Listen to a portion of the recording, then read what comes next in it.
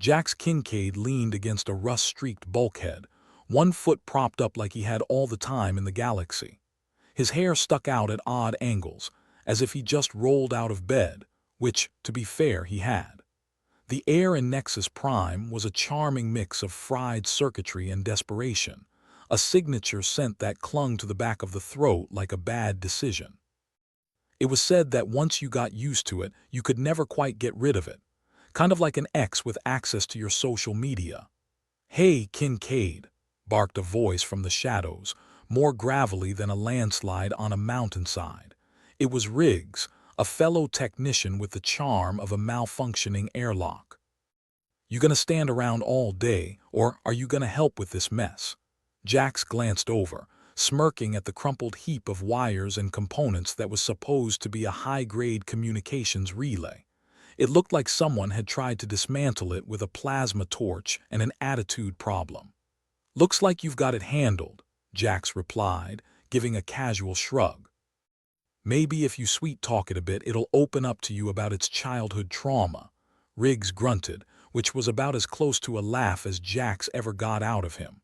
"Funny guy, but seriously, this thing's fried. I don't think it's gonna open up to much of anything except maybe an explosive decompression." Jax sighed, pushed off from the wall, and ambled over. Nexus Prime, the so-called hub of all things galactic, was a glorified junkyard with better lighting. He crouched beside the relay, poking at its innards with a screwdriver like a disgruntled surgeon. "You ever wonder why we work in a place where everything's always broken?" Riggs scratched his chin, considering. "Job security. That's one way to look at it," Jax said, tightening a few loose connections. "Or maybe it's just that fixing things is the only thing we know how to do." A sudden noise echoed through the corridors, the kind of clattering crash that suggested something very big had just fallen over and wasn't particularly happy about it. Jax and Riggs exchanged a look. "That sounded expensive," Riggs remarked, pulling himself to his feet. "Or dangerous," Jax added, tossing the screwdriver back into his toolkit. "Either way, probably best if we don't stick around to find out." But curiosity, that relentless siren, had its claws sunk deep into Jax's brain. He found himself moving toward the sound, each step echoing in the hollow space of the station. Riggs followed, grumbling under his breath about curiosity and dead cats. They rounded a corner to find a cargo container sprawled across the hallway like a drunk at the end of a long night. Its contents, an assortment of crates and unidentifiable tech, were scattered every which way. A lone figure stood amongst the chaos, looking like a deer caught in headlights, if deer wore spacesuits and had suspiciously glowing eyes. "You lost, buddy?" Jax called out, wincing as his voice echoed back at him from the metal walls. The figure spun around, revealing a face that was definitely not human. Its skin was the color of a stormy sky, and its eyes glowed a bright, unsettling green. A Coravan. Jax had seen a few before, but they were usually trying to sell something illegal, or buy something even more illegal. "Oh great," Riggs muttered. "Just what we need. A Xeno having a bad day in our neck of the woods." The Coravan tilted its head, a motion that seemed almost curious. "I am not lost," it said, its voice a low, resonant hum. "Merely misplaced." "Same difference," Jax replied, stepping forward. "What are you doing here? This part of the station's supposed to be off-limits to unauthorized personnel." "Or is off-limits not a thing in Coravan vocabulary?" The alien's eyes narrowed. "I understand your skepticism, human, but my presence here is of little consequence." Jax raised an eyebrow. "Little consequence? You've got a funny way of saying up to no good." The Coravan's expression didn't change, but there was a flicker of something in those glowing eyes. Amusement. Annoyance. Hard to tell with these guys. "I am merely conducting research." "Research," Riggs repeated deadpan, "in a cargo container." "Yes," the Coravan replied, as if it was the most natural thing in the world. Jax crossed his arms, leaning back on one heel. "Listen, buddy, whatever shady dealings you're up to, you'd better clear out before someone with fewer jokes and more weapons finds you." The Coravan regarded them both for a moment, its eyes flickering. Then it nodded, though Jax couldn't tell if it was acknowledging their advice or just pretending to care. "Very well," it said, stepping back into the shadows. As the alien disappeared into the dim corridors, Riggs let out a breath he probably didn't realize he'd been holding. "You think it bought that?" Jax shrugged. "Who cares? Just as long as it doesn't come back with friends." They turned back to the task at hand, but Jax couldn't shake the feeling that they'd just stumbled onto something bigger than a random caravan poking around where it shouldn't be. He glanced at the scattered contents of the cargo container, eyes narrowing as they landed on a small device half buried under a pile of crates. He picked it up, turning it over in his hands. It was sleek black and looked like it might have cost more than his entire year's salary. Not the kind of thing you'd expect to find lying around a busted cargo container. "What do you suppose this is?" Jax asked, holding it up for Riggs to see. Riggs frowned, taking it from Jax and inspecting it closely. "Beats me. But if a caravan wants it, it's probably not a good sign." "No kidding," Jax muttered, slipping the device into his pocket. "We should take this to someone who knows more about alien tech than we do. And who'd that be? The Council wouldn't listen to us if we were the last humans in the galaxy." Jax nodded, knowing Riggs was right. The Council had long stopped caring about the little people. But he also knew they couldn't just walk away from this. "Then we'll have to find someone who does care." Riggs snorted. "Good luck with that." But Jax was already moving, his mind racing with possibilities. Because in Nexus Prime, hope was like a spare part in a junkyard. Hard to find, but sometimes exactly what you needed. As they made their way through the labyrinthine corridors, Jax couldn't help but wonder what he just stumbled onto, and more importantly, how much trouble it was likely to get them into. They reached a junction, pausing as Jax considered their options. "We should lay low for a bit," he suggested. "See what shakes out from this." Riggs nodded, glancing nervously over his shoulder. "If we end up in a caravan prison camp, I'll be sure to remind you how great this idea was." Jax grinned, slapping Riggs on the back. "That's the spirit. Nothing like a little impending doom to spice up a Tuesday." But in the back of his mind, Jax knew this was just the beginning. Nexus Prime was a place where secrets festered in the shadows, and they just scraped the surface of something deep, dark, and potentially catastrophic.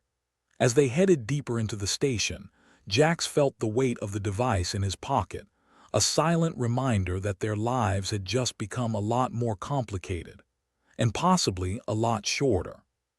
"You ever get the feeling," Riggs said, as they passed a flickering neon sign that read "Repairs done cheap," that were the punchline to some cosmic joke? Jax chuckled, though it was a bit hollow. "Every damn day, Riggs. Every damn day." Jax Kincaid, ever the optimist despite an entire universe's worth of reasons not to be, was trying to figure out how to explain to the human council that they had a problem on their hands. A big, caravan-shaped problem that smelled suspiciously of interstellar espionage, and whatever the Nexus Prime equivalent of rotten cabbage was. As he ambled towards the council's office, he couldn't help but think that this was exactly the sort of thing he'd rather avoid. Unfortunately, it seemed the universe had other plans.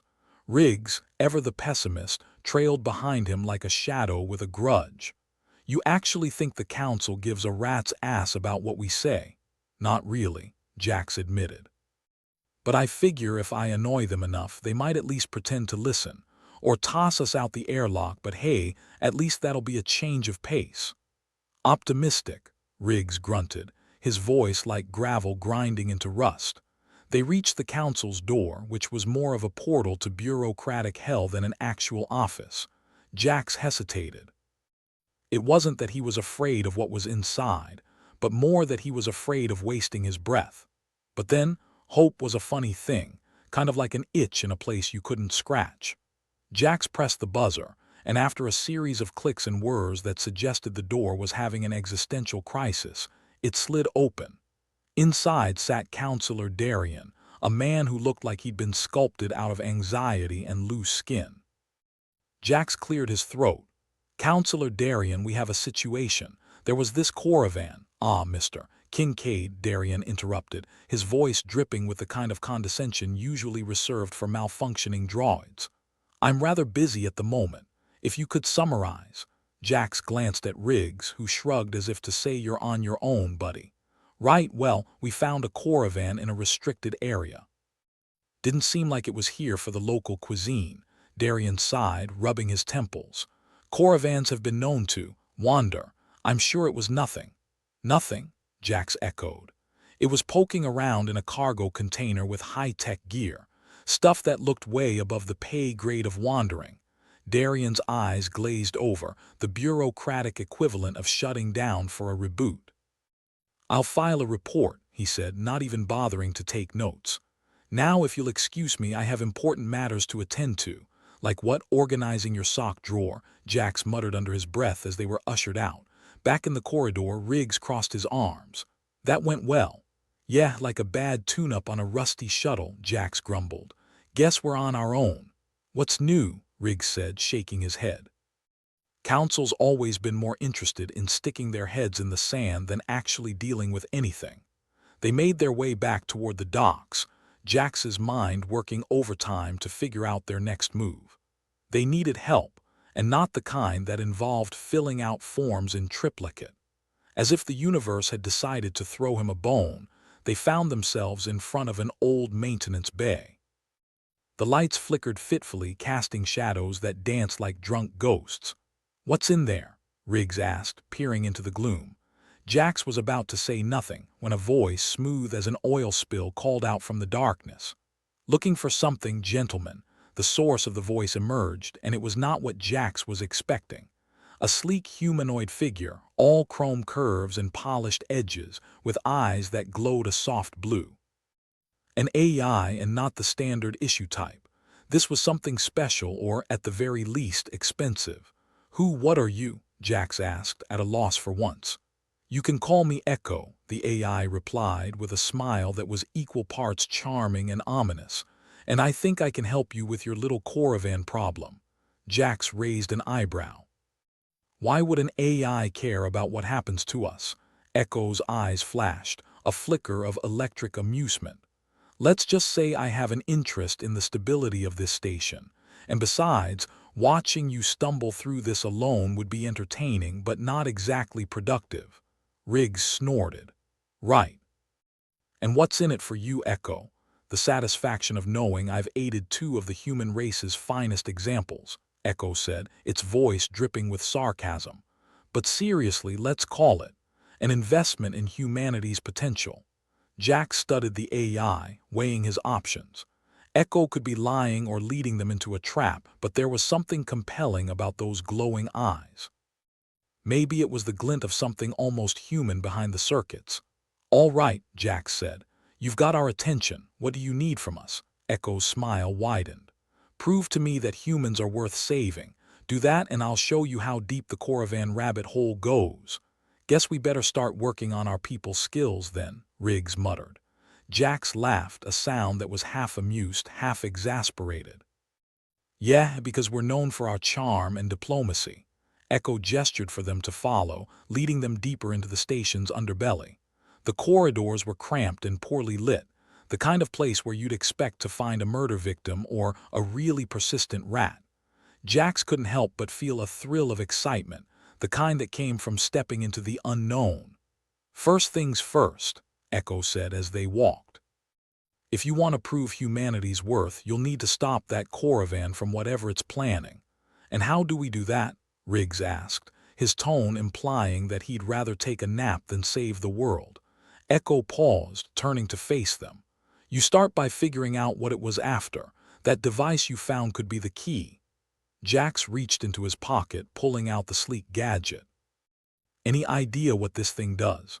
"Let's find out," Echo said, taking the device and holding it up to its own glowing eyes. The AI expression shifted to one of concentration, its processors whirring softly like a purring cat.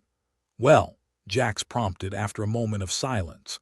Echo handed it back, its smile slipping into something more serious. "It's a data core, encrypted with caravan security protocols. Whatever's on it, they don't want anyone to find out." "Great," Riggs said. So we're sitting on a bombshell and don't even know how to light the fuse. More or less, Echo agreed. But if we can decrypt it, we might just find a way to turn the tables. That's a big if, Jax noted, though he couldn't deny a flicker of hope at the prospect. We'll need a decryption rig, Echo went on. And I know just the place to get one, but it's not exactly legal. Jax exchanged a look with Riggs, who shrugged. Since when has legality ever stopped us? Good point, Jax said. All right, Echo, lead the way. They continued through the maze of corridors, Jax's mind buzzing with possibilities. Maybe, just maybe, they had a shot at turning this mess into something manageable. Of course, that would require things to go according to plan, which was about as likely as finding a clean bathroom on Nexus Prime. Eventually, they arrived at a rundown workshop, the sort of place that looked like it had seen better days, and smelled like it too. The owner was a wizened old man with greasy hair and a grin that suggested he'd sell his own mother for a profit. Jax approached the counter, clearing his throat. We need a decryption rig, the kind that doesn't come with paperwork. The man chuckled, a sound like gravel rattling in a tin can. You're in luck, got just the thing for the right price. Jax sighed, reaching for his credit chit. How much? The man named a figure that made Jax's stomach drop faster than a lead balloon, but he nodded, knowing they didn't have much choice. Echo had better be right about this, or they'd be eating nutrient paste for the next decade. With the rig in hand, they returned to Echo's lair, where the AI wasted no time setting up the equipment. This might take a while, Echo warned, connecting the data core to the rig. Take your time, Jax said, settling in for what promised to be a long wait. It's not like we have anything better to do. Speak for yourself, Riggs muttered, but there was a hint of a smile in his voice. Jax watched as Echo worked, feeling the tension in the air like the buildup before a storm. They were on the edge of something big, something that could change everything, or get them killed in the process. But then, life on Nexus Prime had always been a gamble, and Jax was nothing if not a betting man. As the minutes ticked by, he found himself thinking about the Caravan, about the Council's indifference, and about the AI who might just be their only ally. It was a strange alliance, but then strange was the norm around here. Finally, Echo looked up, its eyes glowing with triumph. Got it, the core's been unlocked. Jax felt a surge of adrenaline. What did you find? Echo's expression turned grim. Coordinates. Whatever the Caravans are up to, it's happening off-station. And if these numbers are right, it's not something the Council can ignore. Finally, a reason for them to pull their heads out of their asses, Riggs remarked. Let's hope so, Jax said, though he couldn't shake the feeling that they were about to step into something much bigger than they were prepared for. But for now, they had a lead, and that was more than they'd had an hour ago. With any luck, it would be enough to turn the tide in their favor. As they prepared to take their newfound information to the Council, Jax couldn't help but chuckle. You ever think we'd end up working with a rogue AI to save the galaxy? Riggs grinned. Nah, but then, life's full of surprises. Let's just hope this one's not our last. With Echo at their side, Jax felt a flicker of hope. It wasn't much, but it was more than he'd had this morning. And in a place like Nexus Prime, that was worth more than all the credits in the universe. The air on Nexus Prime was thick with the signature odor of burnt circuitry and unwashed ambition, like a wet sock left in a toaster. Jax Kincaid, already accustomed to this olfactory delight, found it almost comforting as he and Riggs made their way back to the Council's office, armed with Echo's freshly decrypted data. Almost, because nothing on this damn station ever smelled like success. Think they'll believe us this time? Riggs asked, his voice dripping with the usual sarcasm.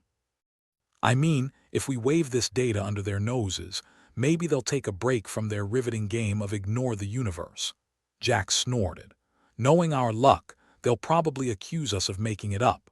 Oh, I'm sorry, Mr. Kincaid, but our official policy is to ignore anything that smells of competence. He mimicked Counselor Darian's condescending drawl with a scowl. Echo hovered behind them like a mechanical shadow, its chrome visage reflecting the flickering lights. I must admit, the AI said, its voice smooth and slick as a well-oiled con. "I'm curious to see how this plays out. Bureaucracy is a fascinating study in human inefficiency." Jax shot it a look. "Yeah, well, don't get your hopes up. If they were any more inefficient, they'd have to invent a new word for it." They arrived at the council's office, the entrance looming like the gaping maw of a beast that fed on dreams and spat out paperwork. The receptionist, a tired-looking woman with a permanent scowl etched into her features, barely glanced up from her console. "Do you have an appointment?" she asked, her tone suggesting that if they did, it was already destined to be a colossal waste of time. "No, but we have something better," Jax said, waving the data core like a talisman against the gathering storm of bureaucratic indifference. "Evidence." She blinked, the illusion of interest flickering briefly in her eyes before she shrugged. "Take a seat. Someone will be with you shortly." "Yeah, right," Riggs muttered as they settled into the uncomfortable chairs, their plastic surfaces moldy with the scent of 1,000 wasted iors. By shortly, she means when the heat death of the universe finally hits. But against all odds, they were summoned into the inner sanctum of red tape sooner than expected. Counselor Darien sat behind a desk that resembled nothing so much as the command center of a starship, and likely saw about as much action. "Back again, Mr. Kincaid," Darien said, looking up from his console with the enthusiasm of a man who'd found a fly in his soup. "And Mr. Riggs," Riggs added, not missing a beat. "Wouldn't want you to forget about me." Jax laid the data core on the desk with a theatrical flourish. "We found something from the Coravan surveillance device, coordinates and a plan. It's worse than we thought." Darien's interest was as thin as his hair. "Oh, mind control tech," Jax said, letting the words hang in the air like the stench of a rotting corpse. "They're planning to turn humans into obedient little worker bees." Which, given the state of this council, might be an improvement. That got Darien's attention, though not in the way Jax had hoped. The counselor leaned back, fingers steepled, a faint smirk tugging at his lips. "Mind control, really, Mr. Kincaid, your imagination never ceases to amaze me." "With all due respect, sir," Jax replied, and there was no respect whatsoever in his voice, "this isn't one of my tall tales. It's data." Darien's smile was that of a man who'd long ago stopped believing in anything but his own comfort. "And why should we trust data gathered by a disgraced engineer?" Jax flinched, the words hitting harder than he cared to admit. His past as an engineer, a good one before things went sideways, wasn't something he liked to dwell on. "Because," he said, forcing his voice to remain steady, "your station's at risk. And whether you like it or not, I'm all you've got." Riggs leaned in, eyes dark with mischief. "Besides, what's the harm in checking it out? Worst case, you get to say I told you so." Darien's gaze flicked to Echo, the AI standing unnaturally still beside them. "And what role does this thing play in all of this?" Echo's eyes glowed with an almost mischievous light. "Think of me as a reality check counselor. Something this council could desperately use." There was a long pause, punctuated only by the distant hum of the station's engines. Finally, Darien sighed, the sound of a man who'd much rather be anywhere else. "Very well. I'll forward this to the appropriate department." His tone suggested that appropriate was somewhere in the vicinity of never. They left the office, the door closing behind them with a mechanical wheeze that sounded suspiciously like good riddance.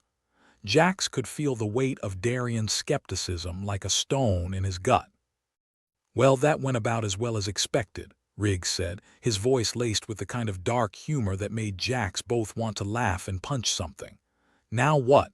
"Now we find allies," Jax said, though even he could hear the uncertainty in his voice. "Someone who'll actually listen." Echo's voice was a cool whisper in the semi-darkness of the corridor. "I might know someone, but reaching out will require subtlety." "Good thing we're known for that," Riggs said dryly. They made their way through the station's bowels, the corridors increasingly narrow and dim. It was a place where the station's forgotten gathered, engineers, mechanics, traders, all trying to make a living amidst the chaos. Jax knew some of them had shared drinks and stores, and maybe, just maybe, they'd be willing to help. "Look alive," Echo said, its voice a soft hum in the charged air. "We're here." They stopped in front of a door that looked like it had seen better centuries. Jax rapped on it, hoping he was remembering correctly. The door slid open with a reluctant creak, revealing a woman who looked like she'd seen it all and was unimpressed by most of it.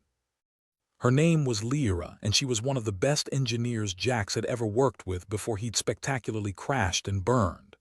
"Jax Kincaid," she said, her voice heavy with years of sarcasm and cigarette smoke. "Back from the dead, I see." "Hey, Lyra," Jax replied, trying for a smile. "Long time no see." She crossed her arms, eyes narrowing. "Didn't expect to see you again after."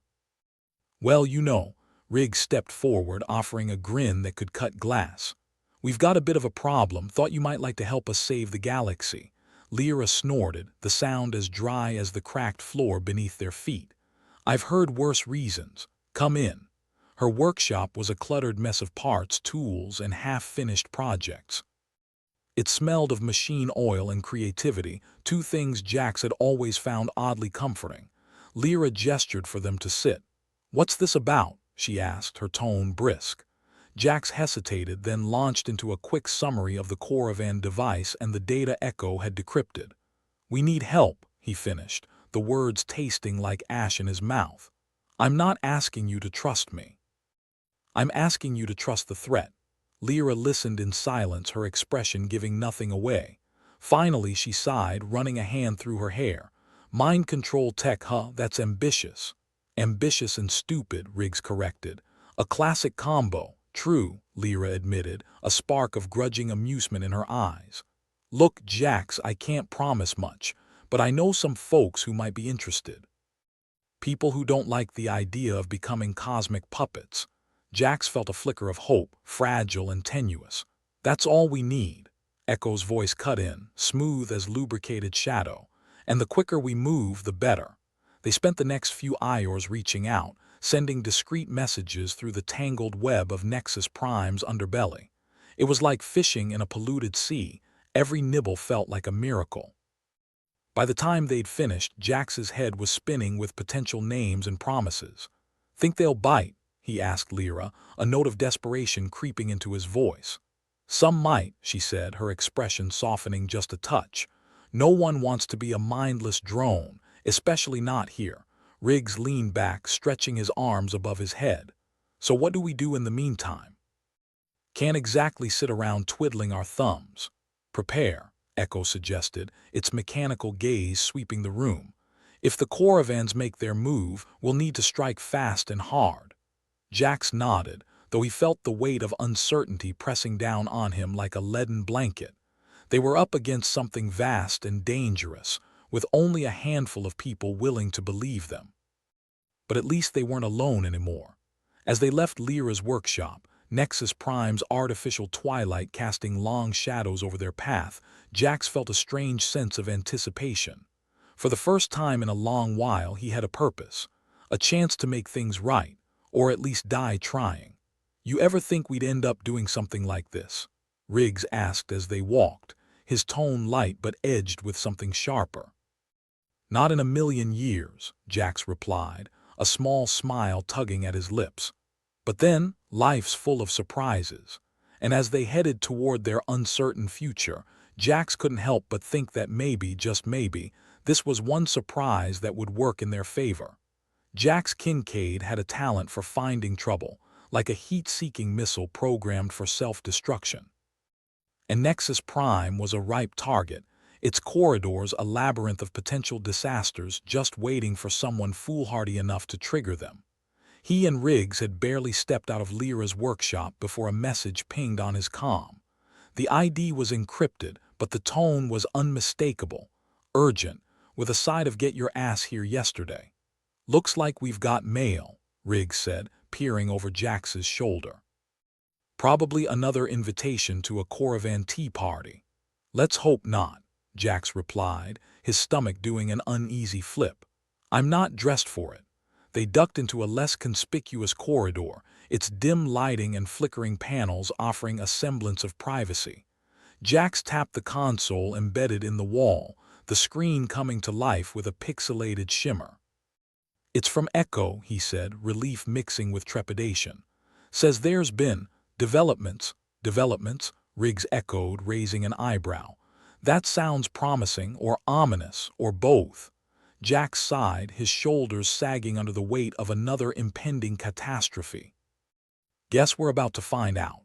They followed the directions Echo had sent, weaving through Nexus Prime's grimy underbelly with the practiced ease of those accustomed to its many hazards.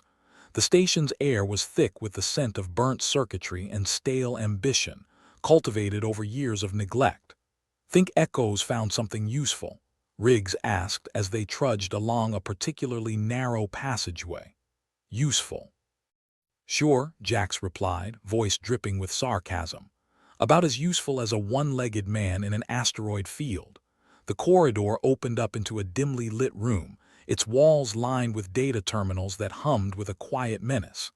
Echo stood in the center, its chrome visage reflecting the low light in strange, kaleidoscopic patterns. "Good of you to join us," Echo said, its voice smooth and just a touch sardonic. "I trust you had a productive meeting with Lyra." "Productive might be a stretch," Jax admitted.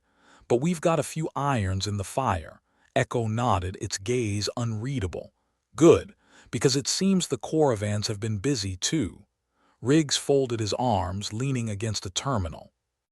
"Busy like organizing a bake sale busy, or busy like tightening their grip on Nexus Prime like a boa constrictor with anger issues busy," Echo replied, its tone shifting to something graver. Jax felt a knot form in his gut, the prospect of yet another complication settling in like an unwelcome guest. "What have they done now?" "Human collaborators," Echo said simply, its words hanging in the air like a guillotine's blade. "It appears some of your fellow Homo sapiens have taken a liking to the idea of being on the winning side." Riggs let out a low whistle, his expression darkening. "Well, that's just peachy. Traitors in our midst." "Just what we needed." Jax rubbed his temples, wishing for the 1,000th time that he'd stayed far away from Nexus Prime and its tangled web of intrigue. "Any idea who they are?" Echo's eyes flickered with a cold, analytical light.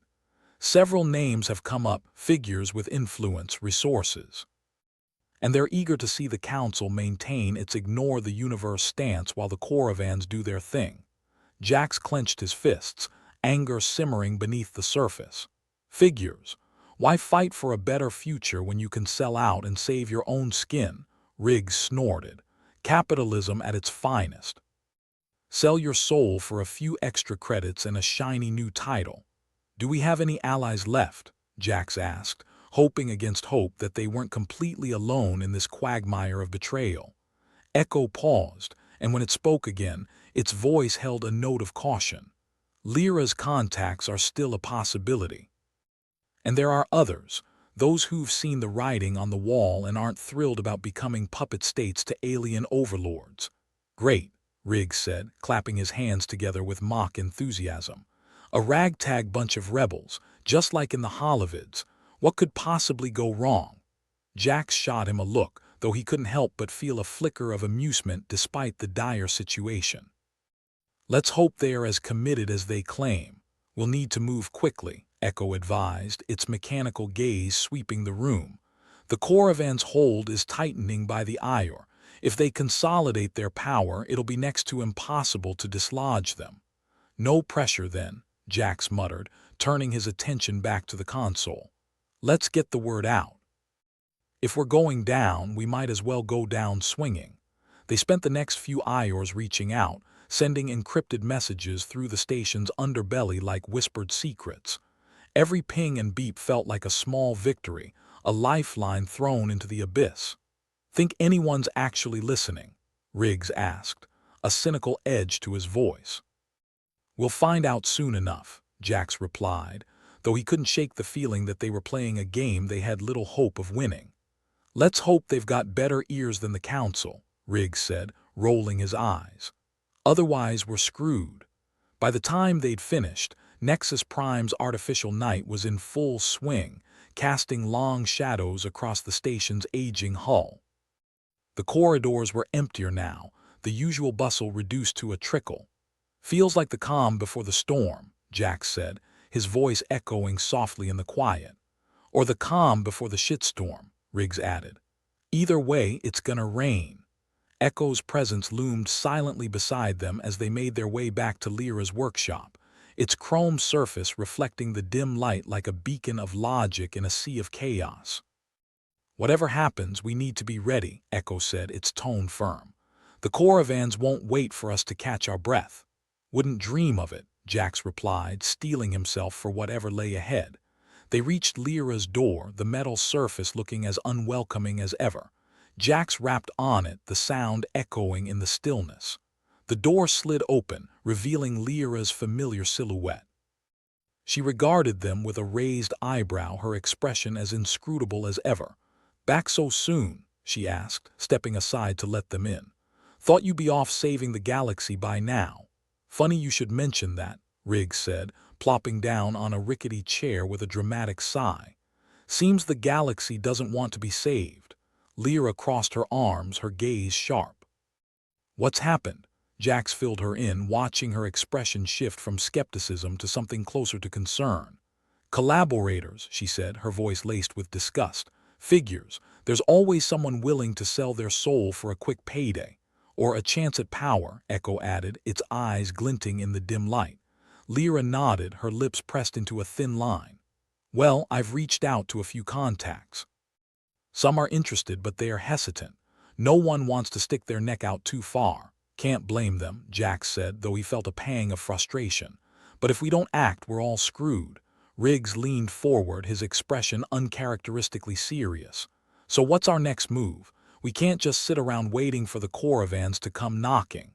"Agreed," Echo said, its voice a steadying presence. "We need to disrupt their plans, sow chaos in their ranks." Lyra tapped her chin thoughtfully, her gaze distant. "I might have a few ideas, but it'll be risky. If we're caught, we're dead," Jax finished for her, a grim smile tugging at his lips. "But then, when has that ever stopped us?" "Never," Riggs said, grinning as he cracked his knuckles. "And I don't plan to start now." They spent the next few hours plotting, the air thick with tension and the scent of machine oil. Every plan, every contingency felt like a lifeline thrown into the inferno, a desperate bid for survival. By the time they'd hashed out a semblance of a plan, Jax felt the weight of exhaustion pressing down on him like a lead blanket. But beneath it all there was a flicker of determination, a spark of defiance that refused to be snuffed out. "Think we've got a shot?" Riggs asked, his tone light but edged with hope. "Maybe. If luck's on our side," Jax replied, though he knew better than to rely on luck. "But whatever happens, we're not going down without a fight." "Good," Lyra said, her eyes gleaming with a fierce light. "Because I didn't sign up for this just to watch from the sidelines." Echo's gaze swept the room, its chrome surface reflecting their resolve. "Then let's get to work. The Coravans won't know what hit them." And as they set to work, each step a calculated gamble in a game they had no choice but to play, Jax felt the stirrings of something he hadn't felt in a long time. Something like hope, tempered with just the right amount of cynicism to keep it grounded. "Here's to saving the galaxy," Riggs said, raising an imaginary glass. Jax clinked his imaginary glass against Riggs, the gesture feeling both absurd and perfectly fitting. "And to making sure it's still there when we're done." "Cheers," Lyra said, her smile a rare but welcome sight. And with that, they plunged into the chaos, ready to fight for a future they weren't sure they could win, but damn well intended to try. With Nexus Prime's artificial night draping its corridors like a moth-eaten veil, Jax, Riggs, and their borrowed band of rebels found themselves huddled in the underbelly of Lyra's workshop.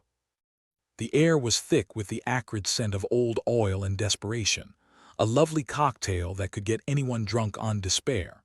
"So, what's the plan?"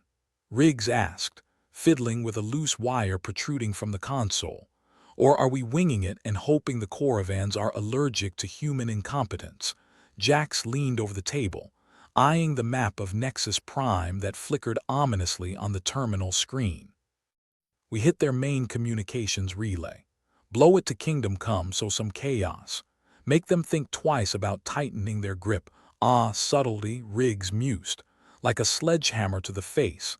Lyra chimed in, her voice as sharp as a laser scalpel. We've got one shot at this. If we're caught, well, let's just say we won't have to worry about life insurance payouts. Echo flickered to life, its chrome visage reflecting the dim light. Our window is narrow. The Coravans will move their forces once they realize something's wrong. We need to act fast. Right, Jax muttered, tightening his grip on the blaster at his side. Let's move out before I talk myself out of this brilliant idea. As they slipped out into the labyrinthine corridors of Nexus Prime, the gravity of their situation hung over them like a storm cloud ready to burst. The station's signature scent clung to them like an unwelcome perfume. You sure we're not over our heads? Riggs asked, trailing behind with a suspicious glance over his shoulder. Jax shrugged, his eyes scanning for any sign of movement in the shadows. Over, under, through, it's all semantics when you're about to piss off an alien race. Besides, it's either this or wait for them to roll in and start redecorating our skulls. The closer they got to the communications relay, the more the tension ratcheted up.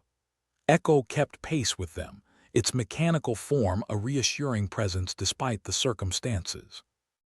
Remember, once the charges are set, you'll have approximately 30 seconds to vacate the area. Plenty of time for a leisurely stroll, Riggs quipped, the sarcasm a thin veil over his nerves. They slipped into the relay chamber, a cavernous space dominated by towering machinery that hummed with ominous energy. The heart of the operation, or, as Riggs put it, the brain tumor of this whole mess. Jax waved his hand, signaling the others to take their positions. Make it quick. We don't want to be here when this place goes up like a bad case of space herpes. No kidding, Lyra muttered, planting charges with the precision of a surgeon with a caffeine addiction. I'd rather not end up as cosmic dust. As they worked, the oppressive silence was shattered by Echo's urgent tone. Incoming patrols. We've been detected. Well, isn't that just peachy? Riggs groaned, finishing the last connection on his charge. How screwed are we, exactly, on a scale of all's well to we're life support for worms? Yeah, we're pretty damn close to the latter, Jax replied, glancing at the quickly flashing display. Time to get moving. Their escape was a blur, a mad dash through the claustrophobic corridors with alarms blaring in their wake. The charges detonated behind them, a thunderous reminder of just how out of their depth they truly were. As they skidded to a halt in a deserted corridor, panting like overworked oxen, Riggs managed a breathless laugh. Well, that went smoother than expected. Just then, a squad of Coravans rounded the corner, weapons raised and expressions unreadable. Hands up, humans, one barked, voice distorted by the translator tech. Oh, come on, Lyra sighed, raising her hands with a reluctant smirk. I was just starting to enjoy the evening. Jax mirrored her gesture, his mind racing for a way out. Guess we're going to that meeting with the Coravan head honcho after all. Yeah, Riggs said, eyes rolling dramatically. Just what I needed for my social calendar. The Coravans moved in, swift and efficient, binding their hands with restraint bands that hummed ominously. Jax exchanged a look with Riggs, a silent acknowledgement of just how deep the muck had gotten. Their march to captivity was a grim parade, the corridors of Nexus Prime closing in like the walls of a particularly unyielding coffin. Echo stayed silent, its chrome surface reflecting the harsh lights as they were led into a holding chamber. The room was sparse, sterile, like a prop from a low-budget dystopian flick. Standing at the center was a Coravan unlike the rest, its eyes a disconcerting shade of pale blue. The leader then, or maybe just a particularly high-ranking flunky. Welcome, the Coravan said, its voice a low rumble that vibrated through the floor.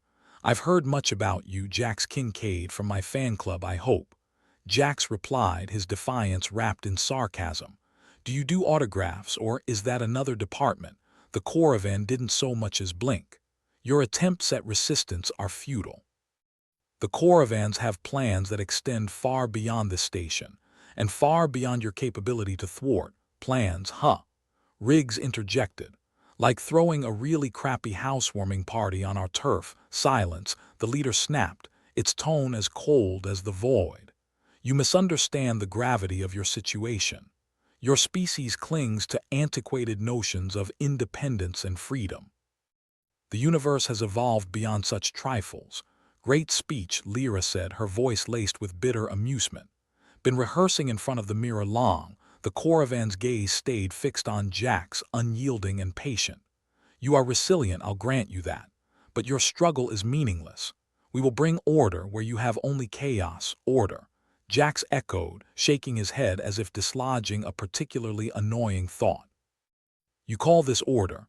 Looks more like a clusterfuck from where I'm standing. A flicker of something, a smirk, crossed the Coravan's features. Order is not without its sacrifices. A lesson humanity will soon learn.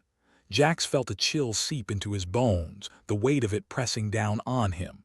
The futility of their actions loomed large, a dark shadow over their fleeting glimmers of hope. Here they were in the belly of the beast, with nothing more than gallows humor and a broken sense of optimism to keep them company. What's next then? Jax asked, forcing a shred of defiance into his voice. You gonna give us the full villain tour, or skip straight to the part where you gloat over our corpses? Neither, the Coravan replied with the calm certainty of a chess master. You will be held here until the assimilation of Nexus Prime is complete. After that, perhaps, you will see the error of your ways. Assimilation. Riggs snorted, shaking his head. You make it sound like we're about to get a makeover from hell. There is no hell, the leader retorted, stepping closer. Only the universe and our place within it. You humans think yourselves exceptional, but you are simply another species to be integrated into our greater design. Well, that's comforting, Lyra muttered under her breath. Like being told you're special just before you're turned into lunch. The Coravan's gaze swept over them one last time, a final assessment of their tenacity, or lack thereof. Your defiance amuses me. I hope you hold on to it for what little time remains. With that, the leader turned and exited the chamber, leaving Jax and the others alone with the silence of their impending doom. Nice guy, Riggs said, his voice tinged with his usual sarcasm. Really makes you feel all warm and fuzzy inside. Jax slumped against the wall, exhaustion and hopelessness mingling in a heady brew. We're in deep, Riggs. Deeper than I think we realized. No kidding, Lyra replied, her tone weary but unbroken. But we've been in tight spots before. We'll figure something out. Echo flickered back to life, its voice a steady presence in the gloom. It is not over yet. There are still variables we have not accounted for, like what? Riggs asked, skepticism evident in his voice. A miracle. A spontaneous Coravan rebellion, perhaps, Echo replied simply. Or perhaps our allies are closer than we think. Jax wanted to believe it, wanted to cling to that flicker of hope like a lifeline in the black abyss. But the walls of their cell felt insurmountable, a physical reminder of just how far they'd fallen. Well, he said at last, trying to inject some humor into his voice, at least we can say we went down fighting. Riggs chuckled, a dry, humorless sound. Yeah, we'll put that on our epitaphs. Died for a good cause they didn't fully understand. Lyra let out a breath, her eyes fixed on the door as if willing it to open. Whatever happens, we don't give up. Not now, couldn't if we wanted to, Jax agreed, a grim smile tugging at his lips. We're too stubborn for that, and so they waited, trapped in the belly of the beast, their fates uncertain but their resolve unbroken. The darkest Ior loomed over them like the oppressive silence of space, but if they had one thing on their side, it was that indomitable human spirit, a cocktail of grit, wit, and defiance that refused to be snuffed out. Let's just hope it's enough, Jax murmured, settling in for the long haul. Hope? Riggs asked, raising an eyebrow. Thought we were fresh out of that. Jax shrugged, the ghost of a grin on his face. Never said it had to be good hope. And with that, They braced themselves for whatever came next, their laughter echoing softly in the confines of their cell, a beacon of resilience in the face of the encroaching void. The metallic clank of the door behind them was a brutal punctuation mark on their predicament. Jax looked around at his companions and released a heavy sigh. "Well, at least we've got a roof over our heads, right? Yeah, and a nice view of absolutely nothing," Riggs replied, squinting at the featureless walls. "I always dreamed of spending my dying days in a glorified shoebox." Echo, who had been silent since their capture, suddenly flickered to life. "I have accessed the station's internal systems. An opportunity for escape is imminent." Jax raised an eyebrow. "Imminent, huh?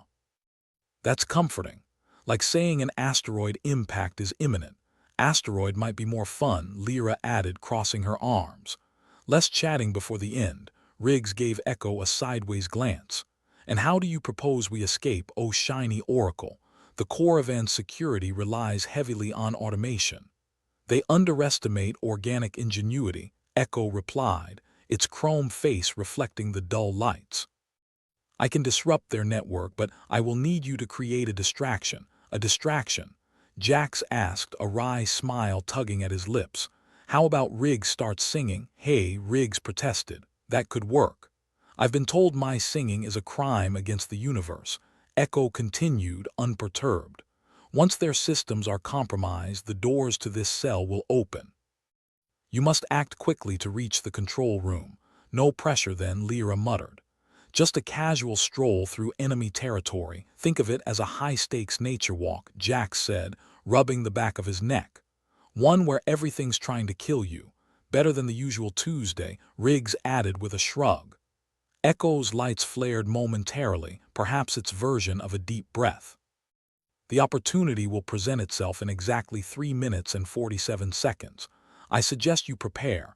Jax, Lyra, and Riggs exchanged glances. Prepare for what? Improv theater.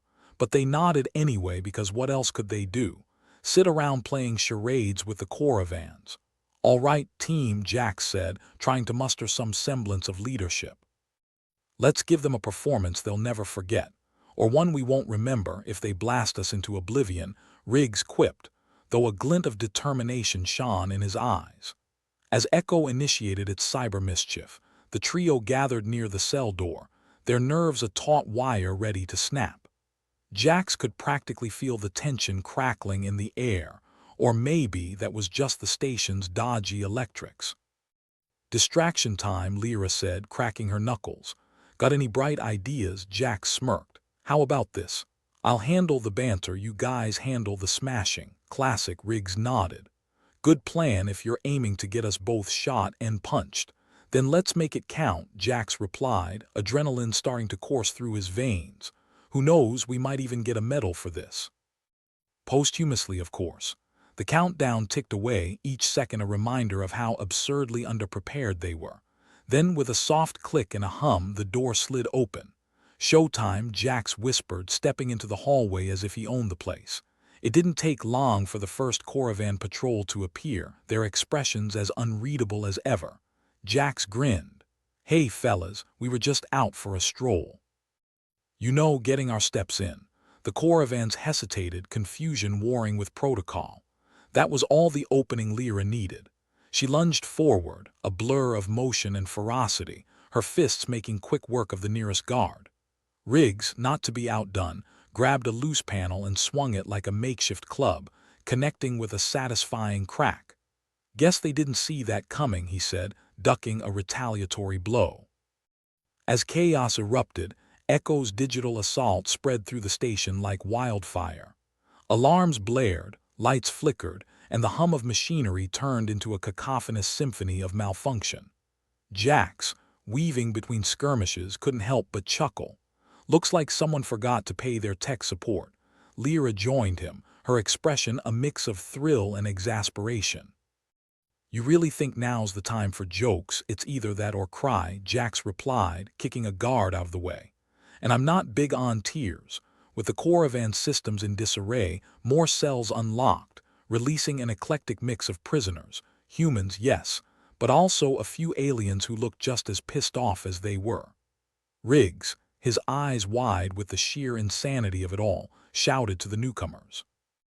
"Welcome to the rebellion, folks. Hope you brought snacks." One of the aliens, a scaly creature with an impressive set of teeth, growled in what might have been agreement.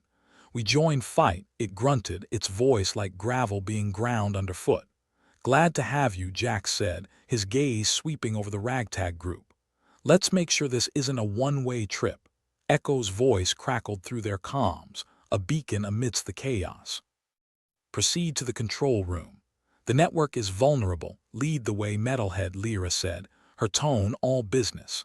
They moved as a cohesive unit, or as cohesive as a bunch of half-armed, half-crazed rebels could be. The corridors were a war zone, Coravans scrambling to regain control as prisoners brawled with newfound fervor. Jax kicked open the door to the control room, the culmination of their desperate march. The room was a maze of consoles and flickering screens, and at its center stood a control panel, the heart of the Coravan operation. "Time to play surgeon," Riggs said, rushing to the console with the eagerness of a kid at a candy store. "Just don't cut the wrong wire," Lyra warned, eyeing the tangle of circuitry. "Relax," Riggs shot back, his fingers flying across the controls. "I've seen worse setups at a toddler's birthday party." As Riggs worked his magic, Echo's presence loomed over the network, lights reflecting off its chrome surface like a disco ball from hell. "Interfacing now," it intoned, its voice calm amidst the storm. Jax, watching the door for any unwelcome guests, couldn't resist a final jab.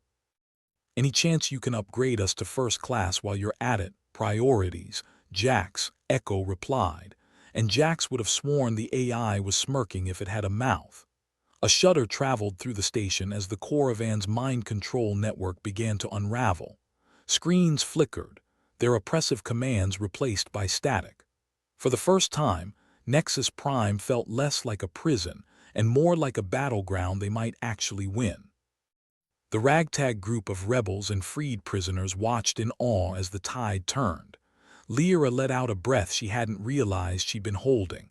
"Is it working?" Echo's response was almost nonchalant. "The network is collapsing.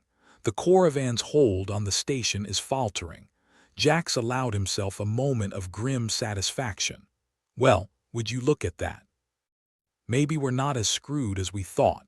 "Don't jinx it," Riggs warned, though a smile played at the corners of his mouth. The station, once a symbol of Coravan domination, now trembled with the possibilities of rebellion. Prisoners surged through the corridors, their desperation turned to determination. Jax turned to their unlikely band of allies, his voice carrying the weight of their shared struggle. "This is it, folks. We've got a chance to take back this station, to show the Coravans they picked the wrong species to mess with." His words ignited a spark in the crowd, a unity forged in adversity.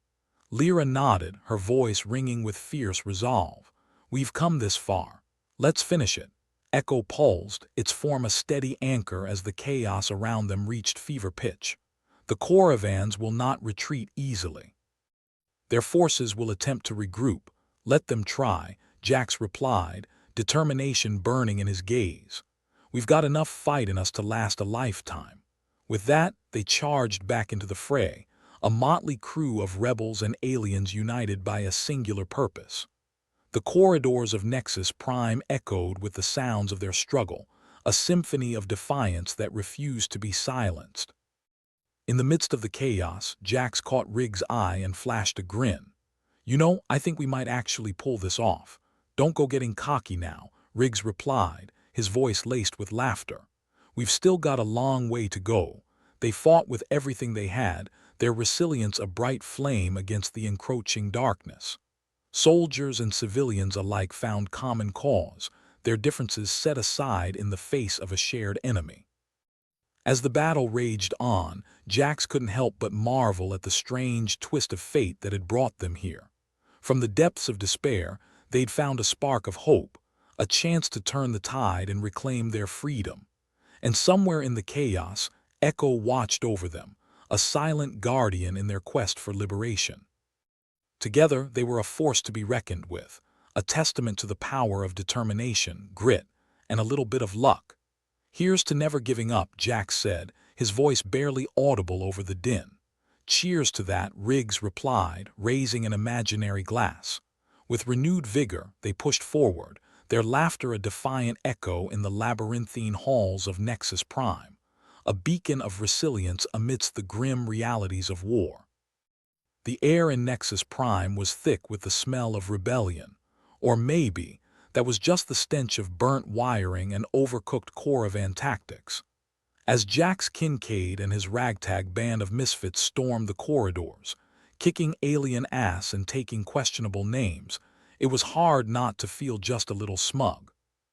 Here they were, a bunch of outcasts and troublemakers, turning the Coravan-controlled station into their own chaotic playground. "Nice day for a revolution," Riggs quipped, ducking under a stray laser blast. His hair was singed at the tips, giving him a slightly frazzled look. Not that anyone noticed. Personal grooming was low on the agenda today. Jax grinned, adrenaline singing in his veins like a particularly enthusiastic orchestra missing half its instruments.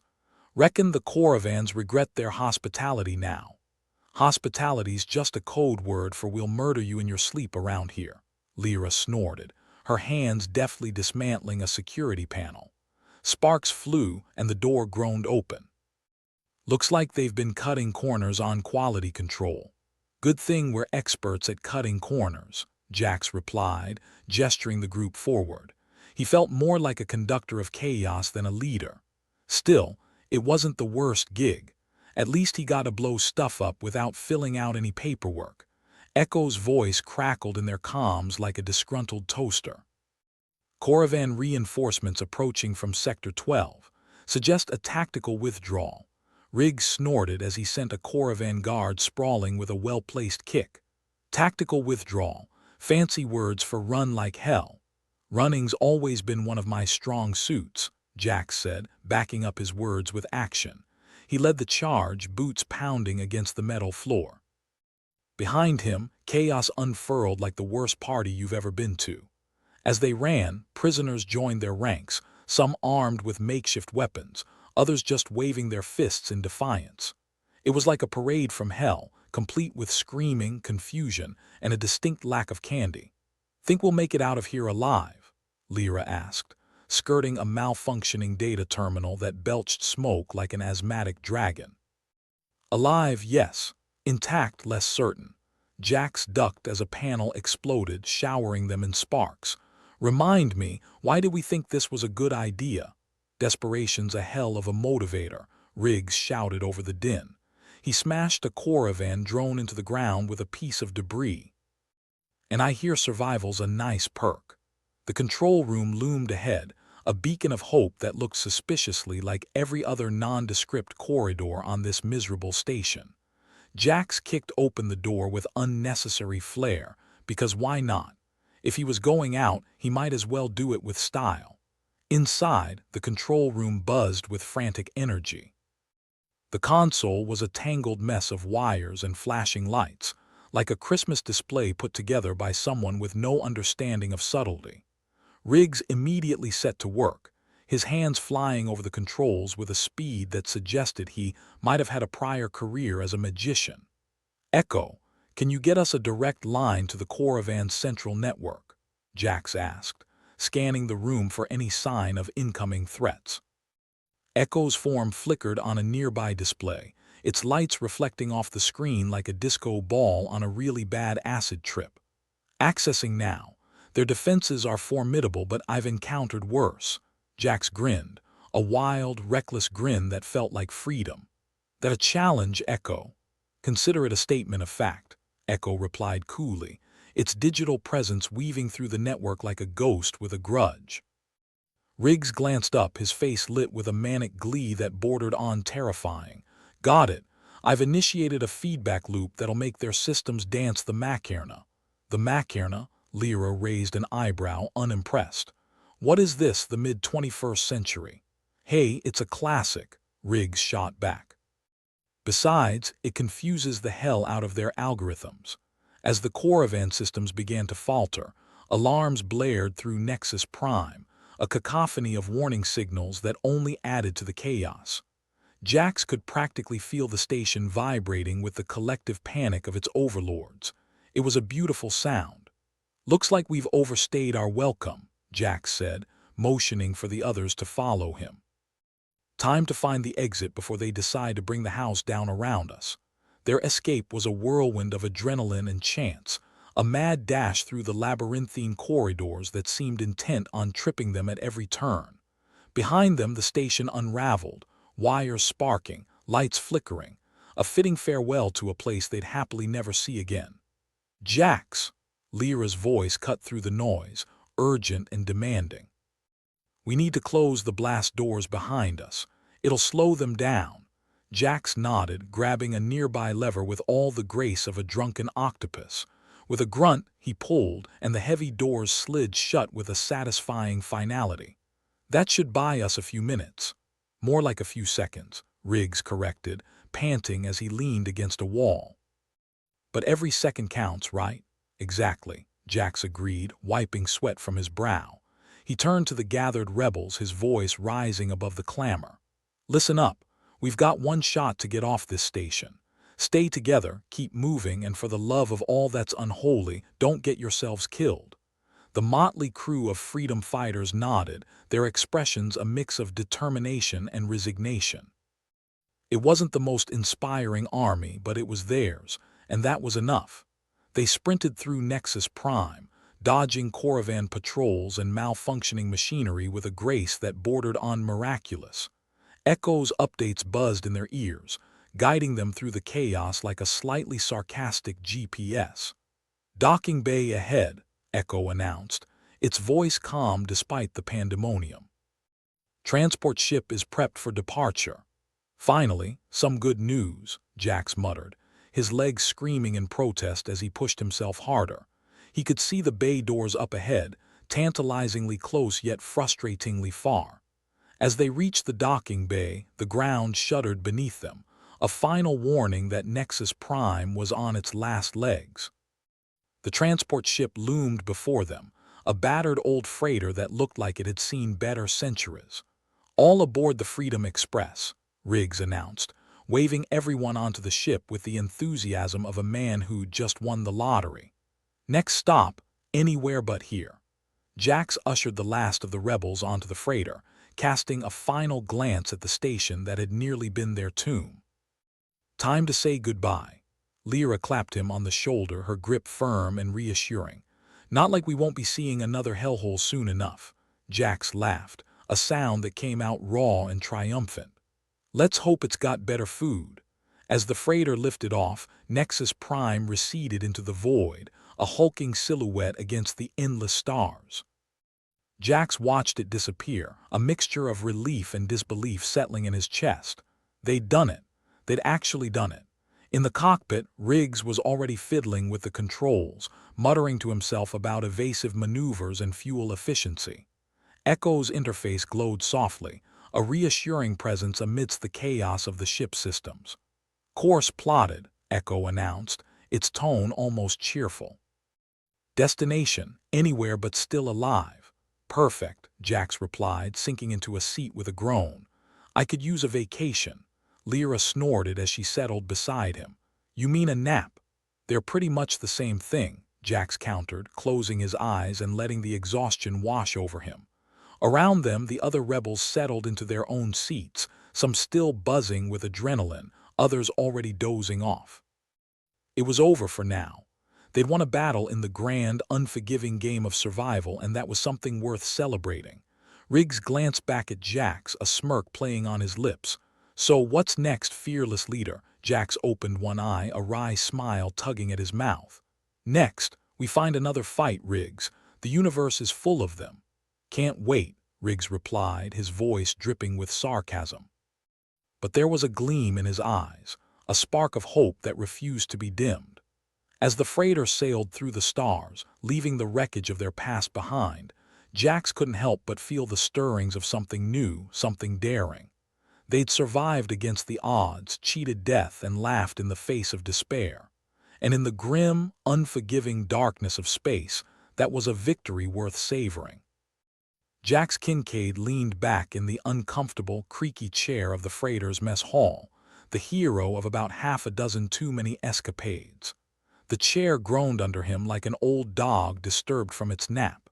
He surveyed the mess his so-called victory had left him with, a ship full of rebels, a universe full of grudges, and not nearly enough sleep.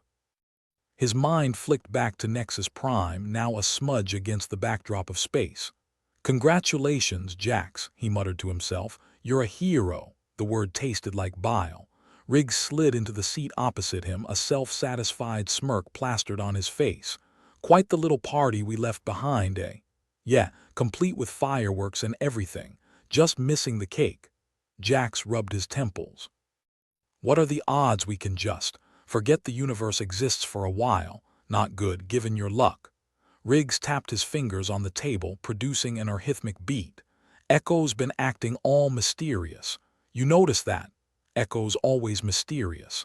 Comes with being an AI with more personality than most of the human race," Jax said, leaning forward.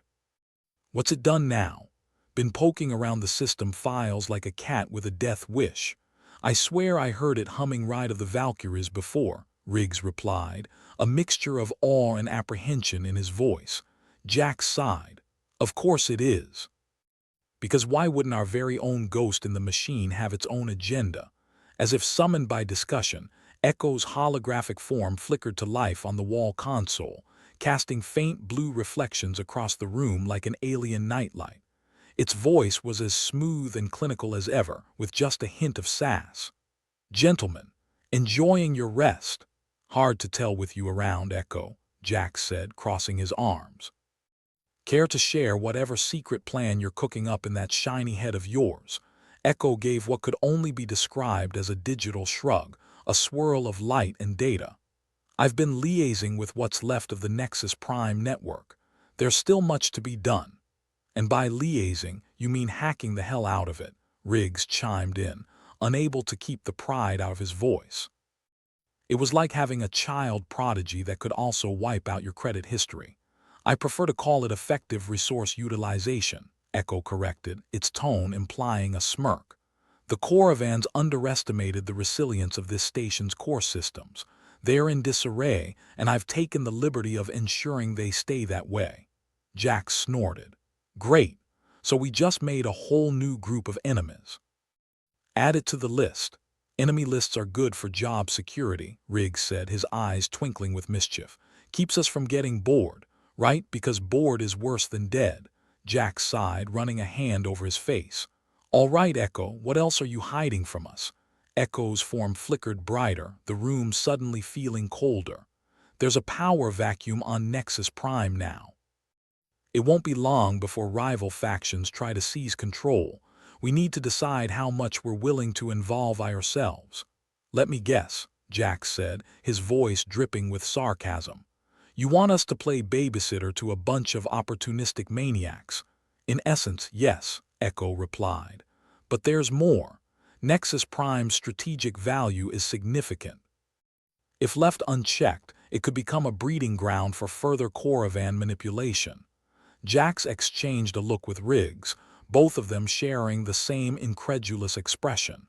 "And what, pray tell, makes you think we give a damn about playing galactic police?" Riggs asked. "Because you're human," Echo said simply. "And despite your best attempts to ignore it, humanity has a peculiar knack for doing the right thing, even when it's inconvenient."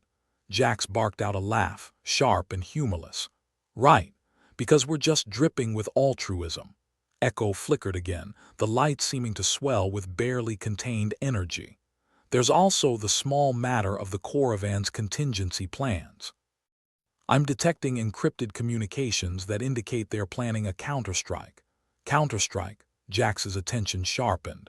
"On us or the station?" "Potentially both," Echo admitted. "You're a loose end, Jax, and if there's one thing the Coravans hate, it's an untidy conclusion." Jax swore under his breath. "Because life wasn't already complicated enough." "I suppose running is out of the question," temporarily, Echo confirmed. "But the longer we delay, the more leverage the Coravans gain. It may be prudent to act swiftly." Jax nodded, more to himself than anyone else. "Fine, Riggs, get the crew ready. Everyone needs to know what's coming. And Echo, keep digging. I want to know exactly what we're up against. Riggs gave a mock salute. I, Captain Chaos. I'll round up the misfits. As Riggs left, Jax remained in his chair, staring at the hologram of Echo. You sure we're doing the right thing? Absolutely not, Echo replied, its voice surprisingly gentle. But when has certainty ever stopped you before? Fair point, Jax conceded, finally pushing himself to his feet. Time to see if we can spin another miracle out of thin air. The briefing room on the freighter was cramped, every inch filled with tired bodies and expectant faces. Jack stood at the front, feeling more like a reluctant schoolteacher than a leader of rebels. He cleared his throat, the room settling into an uneasy silence. Right, listen up, he began, his voice carrying over the low hum of the ship. We've had our fun, but the Coravans aren't going to let this slide. They're planning a counterattack, and that's a problem for all of us. Murmurs rippled through the crowd, a mix of fear and anger. Lyra, arms crossed and eyes sharp, spoke up. What's the play, Jax? Can't exactly outrun their ships in this hunk of junk. True enough, Jax admitted, resisting the urge to roll his eyes. We're gonna dig in. Fortify Nexus Prime and make it a fortress they won't want to mess with. Turning one of their own stations against them, Lyra asked, a wicked grin spreading across her face. I like it. Then you'll love this part, Jax continued, nodding towards Echo's image projected on the wall. Echo's been making some friends in the Nexus systems. We've got a chance to put together a defense that'll make the Coravans regret ever laying eyes on that station. Echo's voice cut in, smooth and confident. I'll continue to coordinate with resistance cells within Nexus Prime. Together, we can establish defensive protocols and strategic traps. And if that doesn't work, someone from the back piped up, skepticism thick in their voice. Then we improvise, Jax replied with a shrug. Let's face it, when's the last time we had a flawless plan?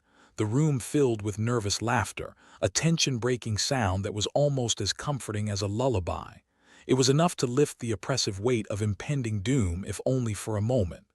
We've got a window of opportunity, Jax said, his tone firm. Let's use it. I want everyone prepping for a fight. No one sits on the sidelines this time. We all have a part to play. As the crew dispersed, whispers of plans and strategies buzzing in the air like bees, Jax lingered behind, letting the room empty out. He turned to Echo, its holographic form a steady presence in the dim light. You think we can actually pull this off? I think, Echo replied, that you have a remarkable ability to turn impossible odds into something approaching success. High praise from a bunch of circuits, Jax said with a smirk, running a hand through his hair. Let's hope you're right. Hope is irrelevant, Echo said, its voice tinged with something almost like warmth. Action is what matters now. Jax nodded, feeling the weight of it all, the responsibility, the uncertainty, settle on his shoulders. But beneath it, there was a flicker of determination, a stubborn refusal to let the universe have the last word. The days that followed were a blur of activity, the freighter transformed into a hive of preparation. Supplies were inventoried, weapons calibrated, and everyone learned just how unpleasant recycled air could taste when shared with too many unwashed bodies. Jax found himself in a near-constant state of motion, checking progress, issuing orders, and trying not to strangle Riggs when his jokes hit a little too close to home. Think we could market this as a weight loss program, Riggs suggested one morning, gesturing to the rationed meals that looked more like sad science experiments than food. Sure, if starvation becomes a trend, Jax shot back, shaking his head. Just don't expect a glowing review from me. In the chaos of preparation, Jax barely found time to sleep, his mind a whirlwind of plans and contingencies. He was in the middle of yet another systems check when Echo's voice buzzed in his ear. Jax, I have an update on the Coravan communications. Let's hear it, Jax said, wiping sweat from his brow and focusing on the console before him.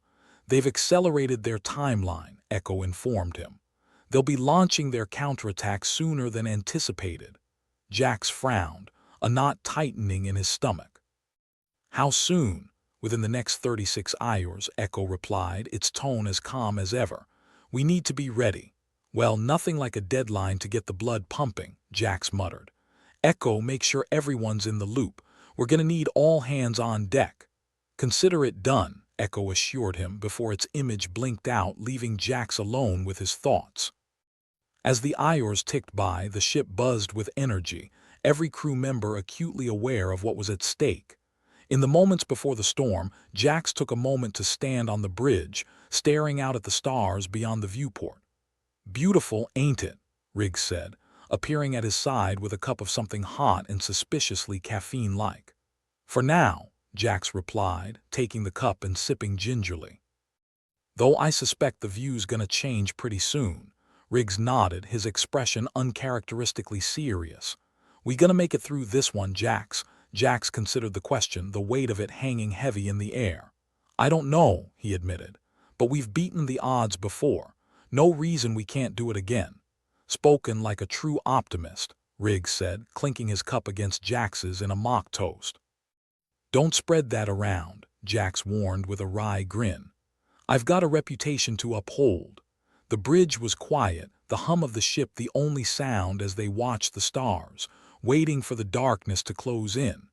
It was a fragile peace, the kind that could shatter with the slightest breath, but it was theirs, and that was enough.